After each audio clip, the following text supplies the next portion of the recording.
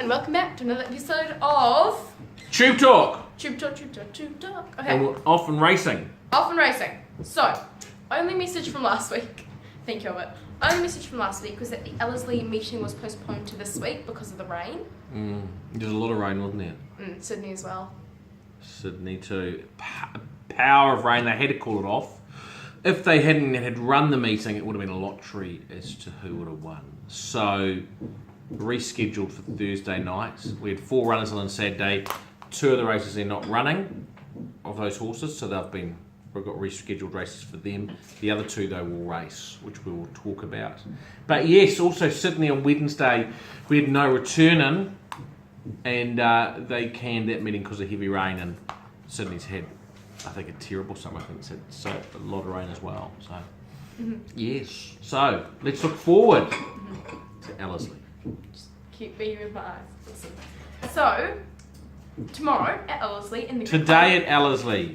Today at Ellerslie. It's a beautiful day outside. Yes. The track's come back quite a bit. We're quite pleased about that. In the Group 1 Stemmer Stakes, we've got Hazza Halo in race 4. Yes, very, very smart 2-year-old. Barrier 3. She's drawn wide barriers in the past and has had to be ridden a bit colder, but she might be able to set a little bit handier on today. I think there'll be a fair bit of speed on. So if we can be in a nice spot, and I think a key for her is the track to come back to as good as possible, because she's got such a good turn of foot. I think on a firm track she can really sprint. She may not have the same turn of foot on a wettish track, so that's going to be a key. But I think she's the horse to beat. I think she's a very, very good 2-year-old, and I think she can win the Group 1. Awesome. Danielle Johnson rides. Okay, and next up we've got What a Diva, who is in race 7, which is the rating 75 2100 metres. Yes, also on the evening, awkward draw of 12 is a horse that needs good track conditions. She's probably going to get them dead. How we ride her from that barrier, I think we just have to see it with the pattern of the day and decide close to time, but she's in form. Michael Coleman rides. She's certainly well up to this grade, and has a good chance. Just depends on where we end up from the barrier draw. And at Canterbury on Thursday, we've got Sharp Hell in the Maiden Mile. Yes, so Sharp Owl, last 5 starts, she's appeared in the Stipes report as being unlucky. We've got barrier 7 this time, and which I think suits because it's going to mean she's not going to get penned in, which she has the last few times. It is going to be a wet track, and I don't know how she's going to cope with that, but we're going to find out. And we've elected to try something different. We've put Andrew Carson's apprentice, Ruffy Ferdhouse, on, who claims 3 kilos, which should be an advantage on a wet track. She should probably settle reasonably handy. If she handles the wet track has got to be a winning chance, as long as she's not unlucky. She gets clear running. Next up at Te Aroha on Friday in race 4, we've actually got a Pearl bonus race, which is a mile, and we've got Top Actress in that. So Top Actress we think it's a very good horse on the way through. She's been a little bit immature to date. So it only had 3 starts, has run 3rd at her last 2 starts. Step up from 1400 to a mile suits. What doesn't suit is her barrier of 15, which makes it very, very hard for her to win. She will race. A little bit of cut in the track shouldn't worry her. Te Aroha tends to be a leader's track. I think we're probably going to be a reasonable way back. We don't want to be 3 wide, which there's a danger of, and she is going to need luck in the running. If she gets luck in the running, she's a winning chance, but she needs it. Okay. Change of jockey and Craig Grills will ride her. And Demelza, which is also running the Pearl bonus race, 1 mile, race 7. Yeah, only a 10-horse field, and she's a mare that we think is really on the improve, a big improver. I think from barrier 6 she'll settle midfield. Matt Cameron rides. He's only had 2 rides on her for a trial win and a race win, and I think she's a super chance. I think she's a very, very good winning chance on Friday. And on Friday night in Singapore, we've got Billy Mojo racing on the 1400 metres. Yes, at the time of this tube talk, we're not quite sure what we're going to do. He's drawn barrier 14 of 14. He just keeps drawing bad barriers. And being a horse that tends to race handy, he's going to have to use up so much petrol to get handy.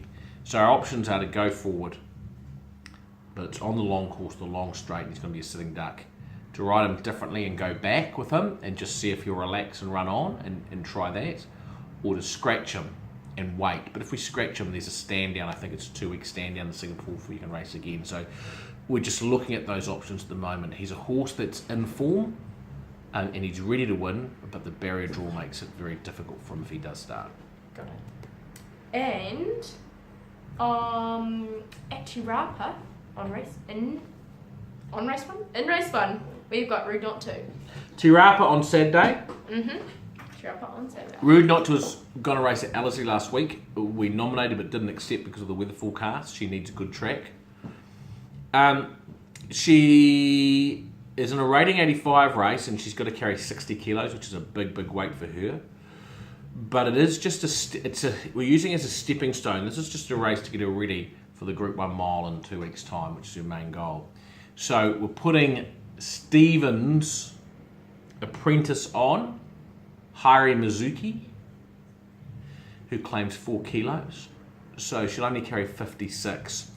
She's drawn barrier 1, which suits. She'll be handy to the speed the whole way. It is quite a strong field for a small field, however, and she's not completely wound up. She is a little bit soft, so she is vulnerable, but her class will take her a long way. Next up is Passing Shot in race 4, which is an open 1200. And put a line through his last start. 2 starts ago, ran second. Last start, it was just a bad ride. He was up outside the leader, half a length in front, working overtime. This race suits him better. He's actually not that great off of the weights. He's still got to carry 58.5. I can see him probably sitting outside the leader, possibly leading.